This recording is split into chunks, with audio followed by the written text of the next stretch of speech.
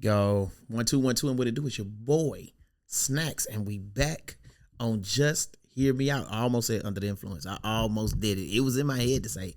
I didn't say it, but we back on Just Hear Me Out podcast, and I've been gone for a minute. I want to apologize to you guys. I had equipment issues, and I got it taken care of. I think we gonna see. Then if this doesn't work though, we just gonna go to Ultimate Fix, and I'm gonna just have to buy some new equipment. But yeah, I'm back on episode 49 of Just Hear Me Out. And the world has been turning. The New York Knicks have won. Congratulations to the New York Knicks for winning your first championship in 50 plus years. It's been a long time coming. I listen to the Breakfast Club with Charlamagne and DJ Envy, and he every year he come on here. I think the Knicks are gonna make it. Shout out to the Knicks. And so I'm glad to see his team has won a championship. I thought New York was gonna go crazy, and they kind of did. They burned a school bus. They was fighting the Spurs. I think at one point I watched them throw an egg and hit one of the opposing team's members after the game when they was in New York. Though at first I was kind of triggered by it, because I was like, yo, that's definitely foul. But then after I had heard the type of things that was going on that he was doing, then I said, oh yeah, well, he had that coming. But yeah, congratulations to the Knicks. Another guy I know that listens to or follows the Knicks, he's also from New York, is Andrew Schultz, with Brilliant podcast and also Flagrant. And he, New York bred. And so his team made it, and they won, and congratulations. And I will say that I am an underdog. So probably for the thumbnail for this episode, I'm probably put myself in a New York Knicks jersey, because listen, I was rooting for the Knicks, and I'm not no big sports fan, but I am an underdog. And if you ain't won in 53 years, I think it's 53, you deserve your chance. And they had their chance, and they took it, and they won, and I am excited for them. I was rooting for them over the Spurs, even though the Spurs is right next door to where I'm from, which is Louisiana, right? I should have been rooting for San Antonio, but nah, I wanted New York have it. I'm not even gonna lie, New York is probably like one of my favorite places in the States to visit. And I've only been there once, but I want to go again. My second favorite place will be Chicago. Only been there once, but I want to go again. Then after that, it's really nowhere state-wise that I want. Well, take it back. I will say San Diego. Listen, if you ask me, and I wish I had somebody else in here to bounce this off of, and I may post it to my socials as a question for where the most beautiful women come from. Listen to me. San Diego. Yeah, man, oh man. Yeah, so I go back to San Diego to bird watch. And I'm just telling you the truth. Yeah, so again, shout out to New York Knicks. You guys are, y'all deserve that win. I wish I could have been in the city, to feel the pride. That's another thing why I like Chicago. Chicago is filled with pride, a pride that's not too much. When you go to Chicago, you'll hear, at least whenever I rode down the river, the guy who was the tour guide was talking about the way Chicagoans feel about their city. And when you hear the history of it and the things that they've been through, and when you see the city, you look around and you kind of get a sense of, y'all do got things to be proud of here. And it's just the same in New York. I think the attitude may be a little different, only because it's a hustle and bustle place in New York, probably a little more hustly and bustly than it is in Chicago. But when you meet Chicago people, they carry themselves with confidence, but it's not like a overconfidence. It ain't too much, and it's a swag. It's really a swag. And I love it out there. I love the people out there. When people come here, you could tell, oh, you from Chicago. just how you carry yourself. You talk with confidence, and it ain't too much. You know what I'm saying? You know who you are, and you know what you know. Yeah. And I like that about Chicago. But probably the same thing in New York, and it may be the same thing here in Atlanta too. And maybe I just overlook it because I'm in the midst of it. I like Atlanta, and when people come here and they try to talk about Atlanta, I feel inclined to defend it, right? Because it's a nice city, and people come over and they try to act like it's something else, but it's not. You just don't know it. Now, as far as bird watching though, San Diego. I mean, Atlanta got it too, I guess. You got to go out here in the nightlife, really. San Diego, you don't got to go in the nightlife, but then that's a college town to some degree. So you could be in the daytime. You ain't got to wait till the nighttime. They just all walking around. You'll break your neck in San Diego. You definitely gonna need a chiropractor. But yeah, so again, congratulations to the New York Knicks for y'all's victory. I got a chance to see one of the games. I did see game 4. I'm not no big sports person, but I wanted to hit the hookah, and I didn't want to have to make it. And so I said, I said I need to find one of these days when the game is playing and go and hit that hookah and watch the game. And that actually was game 4 in New York, and it was that game where I seen the day afterwards that they had threw an egg and hit Wemby, and I kind of watched the game and I kind of didn't because I was playing on my phone. You know how you play on your phone and you watch TV, and then I had the hookah there, and so I laughed because I had to pay for my section. I had to pay for the section that I sat in, and I sat in it by myself and took my shoes off because I was like, well, if I got to pay for this mug, I'm about to get relaxed. And I got relaxed. I took my shoes off. I had me some delicious fried shrimp and French fries. Yeah, and it's from a hookah lounge right there close to the house, and I watched the game. And I really watched like the last 2 minutes because the score was close, and so it made for a good game. And I think at that point it was, 3-1 because they won. The Knicks won that game, and that was their 3rd win to the Spurs' 1 win. Once it got there, I myself said the Knicks are gonna win because ain't nobody finna come back from that. That's gonna be hard right there. I mean, yeah, and they didn't. The Knicks wound up winning, and again, I probably done said that about 4 times already, and I'm gonna say it again. Congratulations, New York Knicks. So now that that's done, we're gonna move on to the next story, and that is one that's been a little older, but it's still coming through the news. I was just scrolling through my social media and seeing that one of the news sites was still posting it, and that's this whole Karmelo Anthony and versus this Austin Metcalf. Rest in peace to Austin. I'm going to say that, and I can try to give you a brief history if you hadn't been, if you've been under a rock. But if you listen to me on the podcast, I'm going to assume you already know about the story. But we'll go through it again. Basically, 2 teenage boys at a track event, Karmelo Anthony and Austin Metcalf, who actually had a twin, and I think his name might have been Hunter. Well, Karmelo Anthony at the track event was sitting underneath their tent, and he doesn't go to their school, and he shouldn't have been under the tent, but word is that someone invited him to come sit under the tent because it was raining at the event. And it's typical that at a track event, each school represented has their own tent. Well, Karmelo was sitting under another school's tent, invited to sit under it by someone else, and it's that person. I didn't really do no hard deep search to see who that was and if they had anything to say about it, but Hunter Metcalf, the deceased's twin brother, proceeded to tell Karmelo to get from underneath the tent. And then they had a little back and forth. And that's when Austin stepped up to try to assist his brother in putting Karmelo out of the tent. I don't know what all was said, but it got aggressive so much so that Karmelo was like, don't put your hands on me. Don't put your hands on me. And, reports say that Austin did, and Karmelo took out a pocket knife and stabbed him 1 time in the chest, and then Austin bled out and died. It's unfortunate. And so then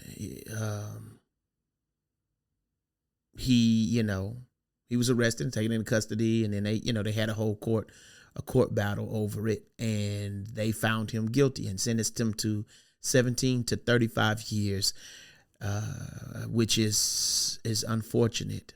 I do think that he probably should have served time. I just don't think it should have been that much time. I've said it before on a podcast.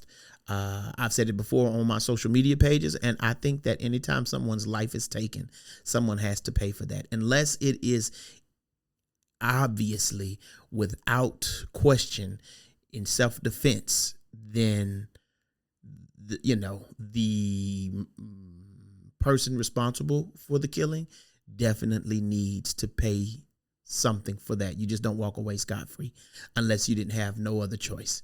And he didn't have to resort to stabbing him. There is rumors floating around. If I was in San Diego, right? There is rumors floating around that he was being jumped. And that's arguable. It's 2-on-1 in a fist fight, and you are under another team's tent. I could see how you could be afraid for your life at that point. That if the whole tent jumps you, and where were the adults at in this altercation? They obviously weren't close by, and so now you having to make a decision and I'm sure that argument probably was made that I have to defend myself, and I might be defending myself against everyone in this tent. Right now, it's just the two brothers. I'm going to have to get these people up off of me. And I could see you threatening with the knife. And, I could see you maybe being provoked to have to use it. And you're using it once, and he did, but it resulted in Austin's death. So somebody still have to pay for that. Because you didn't have to do that. You still kind of chose to do that, and that's what happened. But I don't really think that anyone thinks that he was going to get off scot-free. I think I even remember hearing people close to this case saying, we didn't expect him to get off free, but we did. We didn't expect, 35 years in prison, with possible parole and 17. I think that's a bit much. Another thing that happened during this case that I wanted to speak of is doing a press conference with Karmelo's parents. The father of Austin showed up, wanting to, offer forgiveness for what was done to his son. And wanted to have some words to say, but they kicked him out. They didn't let him come, which was strange for me, because you still have your son and he's lost his, and he's coming to show up to give you forgiveness. I mean, this is a big show of community. This is a big show of love. For whatever reason he's doing it, I would have let him do it. I don't know why they didn't. But then it's interesting to see that after the case was done with and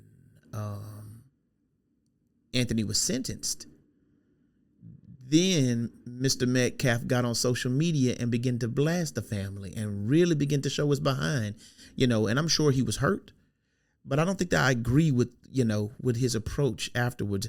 And I should have had audio queued up. I plan to, and I apologize for that. But again, this story is rather old, I think, but his outburst was just last week. If I get a chance, I'll try to load it up for you guys. But he goes on a rant, and and I'm like, yo, how do you go from wanting to offer forgiveness to now, throwing these hateful things towards the family who's losing their son to the system to some degree, but you can't ever you can't ever really tell a person how to react. But yeah, so I'm gonna try to get, well, yeah. The other thing about this case was I found interesting is that after 3 hours of deliberation, once the case started, and once they got to deliberating in 3 hours, they came back guilty of murder, the highest judgment, because the other one would have been manslaughter. And of course, he would have gotten less time, but they charged him with murder. And that's where I say I think they were a little heavy handed in their judgment. And then you find out that the jury was made of none of his peers. They had a couple, 2 or 3 people that was in the jury at first, but they got rid of them. And then it was nothing but white people. And Karmelo is black, and Austin is white. And so to me, I wonder if they have they should have a case to be able to say, hey, he needs to be tried in a jury of his peers. What does that go? And I don't really know the law like that, but it makes me wonder if they got reason to say, hey, nah, we not going to accept that. And I think I heard that they were appealing. So, and is that what happens when you say, nah, he wasn't in a jury of his peers? We don't agree with this judgment. We need to run his back. So,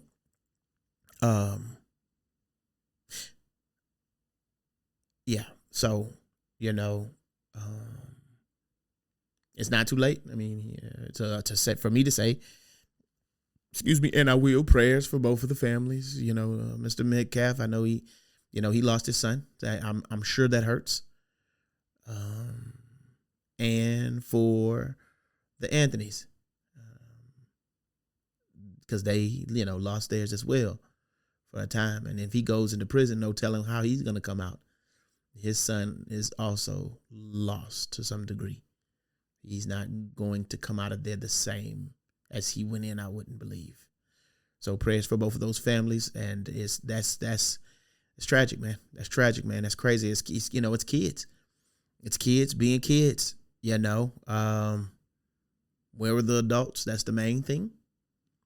I don't think that it was fair. 35 years for one stab. It wasn't like he was trying to murder him. It was one stab.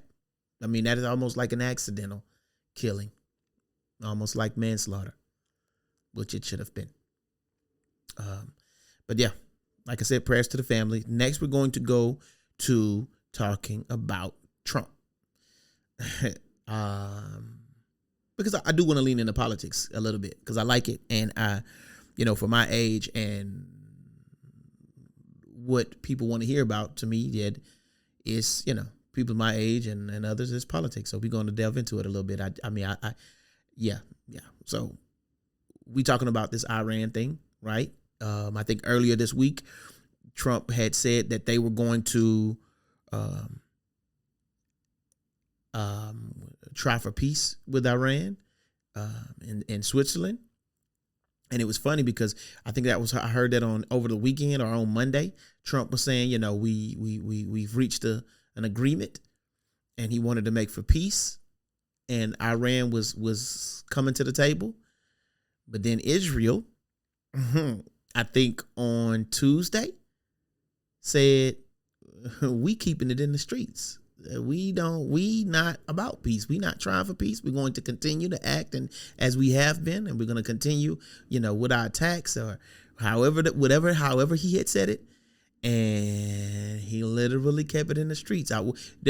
Even though Trump was making a deal with Iran, and they was talking about $300 billion to be given to Iran, basically buying peace from Iran to open up the Strait of Hormuz, and Iran was with it. Of course, they had some rules in there, some contingencies. It was contingent upon. It was contingent upon, some of the rules being followed, and by the end of the week, because Israel wouldn't stop bombing. They kept on bombing. Iran was like, you know what? We finna close Hormuz back because they had opened it up. They had called a ceasefire. They was opening up the straits. Then Israel had an attack on Lebanon. And then Iran said, you know what? Nah, it ain't no deal. We locking Hormuz back up. And so right now, it's conflicting stories because Trump and the administration says Hormuz is still open. Iran said, no, we closing it. They on the way now to go, try to clean up this deal. But $300 billion, I think, given to the Iranians to broker peace, I think is a little much. Iran you didn't lose anything. I think I heard that they're still going to keep their missiles. So ain't nothing, ain't nothing stopped. Ain't nothing. Iran is literally getting catered to, which, that's, I feel two kind of ways about this. One way is that, hey, listen, stay out them folk business. As long as they not coming over here to the United States and bringing us problems, that's Israel and Iran's problem. That's Israel, Iran, and Lebanon. That's the Middle East's problem. It's not ours. It's not ours. Yeah, but 300 billion. And then there's rumors also, because I just finished watching, senators from the United States speaking on a situation, saying that it's taxpayers' dollars. And I Googled it, and it's not taxpayers' dollars. I think it's corporations. It's some corporate. It's corporate. The 300 billion is coming from, I forgot what was the acronym for it, but it was from companies, and I'm sure it's companies that, that are being affected by the straits. Oil companies. That's not taxpayer dollars. It's oil companies. But they have invested interests, and so it is understandable. Hey, they're gonna pay and get there. They would be the ones then at this point giving Iran money so that they, take their foot off of oil's neck. You hear this and they're talking peace. You think it's going to bring relief to the pumps. And I'm going to tell you right now, though it may bring relief to the pumps, I don't think it's ever going to go back to what it was before this started. I mean, and then it leads to the next question of the reason that we pay so much already. I wonder if it's because of during wartime over there, prices rise, but then they never go back to what they were. So you might get some relief. And then not only that, the other thing is you're not going to get immediate relief. It's going to take time for those prices to come down. It's not going to be immediate. And I don't think it's going to go back. And I think I've even heard officials say that it's not going back to what it was. You can forget about it. You know what I'm saying? Today's price is not yesterday's price. I think ain't that how the saying goes. So yeah, I don't think it's going back to that. I really don't think it's going back to that. But yeah, and I've said this before. I think I said this on the last podcast or the episode before that, and that is for me, growing up Christian, I always seen Israel as God's people. God's chosen people, especially heavy in the Old Testament. I mean, in the New Testament, not so much, because once Jesus came, and now you're getting a religious lesson. Not because once Jesus came, salvation was being granted to the Gentiles, and the Gentiles is basically everybody that's not Israel, everybody that's not Jewish, and salvation comes to them. You don't hardly see that in the Old Testament. You literally in the Old Testament hear God saying, listen, I want you to go and take over that land right there. I'm giving you them people land, and I want you to kill every man, woman, and child. Don't leave nothing standing. Don't leave nothing alive. And so I just lost my train of thought. So now though, when Jesus came, he's offering salvation to everybody. I forget where I was going with that. So in Christendom, when I was young, it was protect Israel. Israel is God's people. Israel is God's people. I think the New Testament tells a different story when you begin to read it. Those who love God and keep his commandments, those who love God and believe in his son Jesus, those are the people of God. And you find that in the New Testament. And so this whole thing about protect Israel begins to be funny now that I get older, because you see how, Israel, or AKA Zionists, can be cruel, and they use the Bible and that old idea to take land from people, to treat them any kind of way because you're God's chosen people. And even when Jesus was here, he wasn't even acting like, matter of fact, the people he seemed to get in, the people he seemed to have the most problem was from his own people, so much so that that's why after his death, the first person he sent out after he sent the disciples The first person he sent out after that was Paul, and he said, "You going to the Gentiles? Go to the Gentiles, baby. You gonna go talk to them. Tell them about me." And so, and at some point, even the disciples, he sent to the Gentiles, meaning everyone else besides the Jews, because the Jews were responsible for his death. But yeah, that's enough of that lesson. But yeah, this whole thing in the Middle East, it's interesting to watch play out, because you're wondering what's really going on. And I think at the end of the day, the 300 billion, because that's what the talks is right now, is about this 300 billion that Trump is paying Iran. And it's funny, right? You just finished bombing them and tearing them to smithereens. Then you finna give them 300 billion for their infrastructure. I think I heard one senator say, that 300 billion can be used on us. Well, it's given by the oil companies for Iran's infrastructure, from my opinion, because Iran had its foot on the oil companies' necks. So the 300 billion coming to us for our infrastructure. I mean, when people in government, when officials get up and say things like that, it annoys me, because at the end of the day, you're really just blowing smoke. You're really just catering to the American people, because you're saying that 300 billion can be spent over here, but that's, first off, it ain't taxpayer money. So why would you say that? To make it seem like that could be an option? That would never be an option. The oil companies themselves, or the oil companies themselves, would have to say, "Hey, we finna give y'all some money if y'all can fix y'all infrastructure." And why would they? Because I wouldn't even think that the oil companies are all based out of the United States. But that's just me. I ain't done no research enough to report for sure on that. But I laugh too, though, because I think one of Trump's when he first ran, was all about infrastructure, our infrastructure, which, if I was into politics deep enough and I had time, it would just be fun to just backtrack all the things that he's saying every time he double back on it and what's really been done. Maybe as I get more involved or more knowledgeable and pay more attention, I'll be willing to do that. But if I were to do it, though, I do need to focus more so on local elections, because that's really where I can get involved in. Yeah. And I just wish people would really, with their politics, explain and talk about what they really can do and what they can't do. Yeah, but I guess, you have to cater to those lobbying to you, or cater to those who lining your pockets with money, and you got to talk about what they want you to talk about, and those issues more so than what the people need you to talk about. And that's the tragic thing. But it's also the most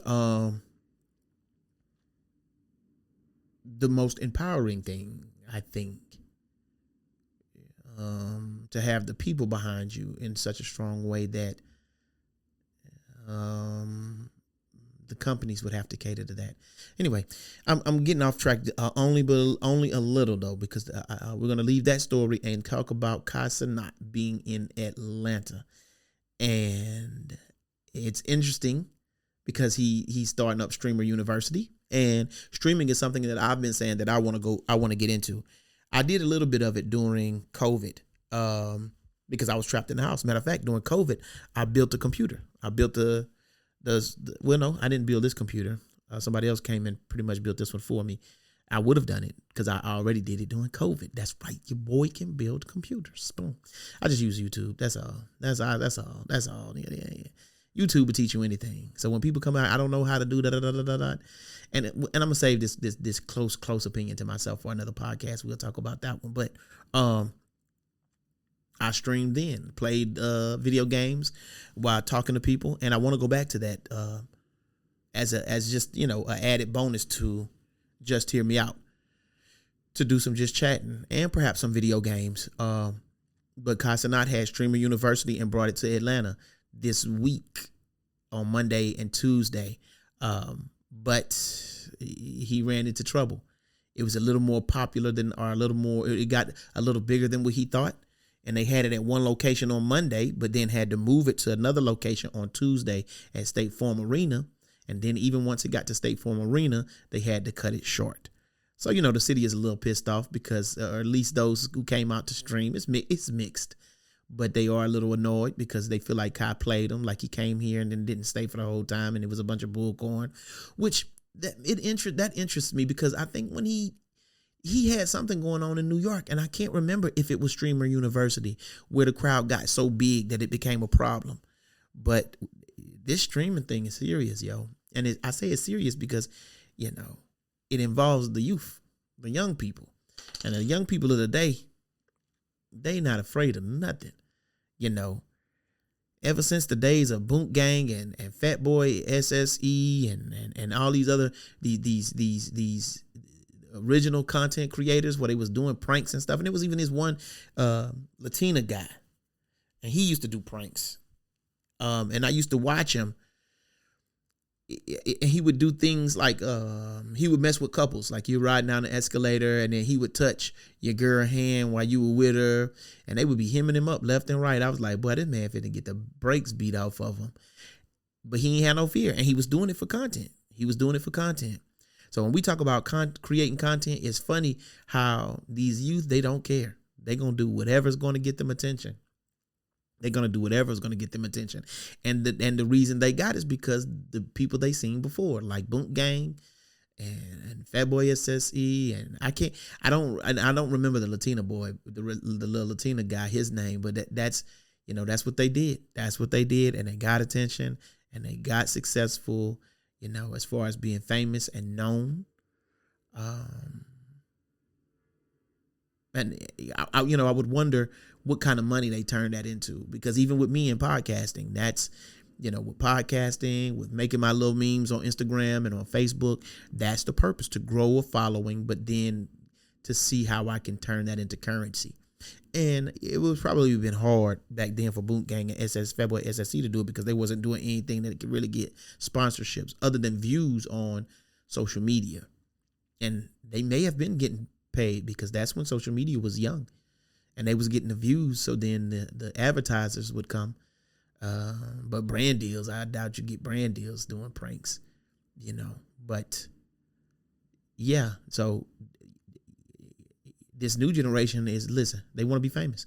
They want to be famous. They want to be known, and they're not afraid to prank you. They're not afraid to play with your emotions, to get attention.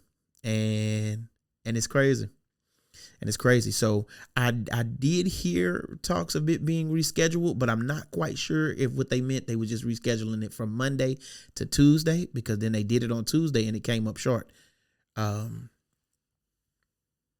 But they had a lot going on, and which made it even worse because they had Fan Fest in Atlanta, and then the day after it was going to be FIFA at State Farm for the World Cup. And so Atlanta been popping all this week, or all last week. Well, today's Saturday, so all this week still. But yeah, that's all we were reporting on for today. I'm trying to think of anything else, and I don't really have a word for today. Or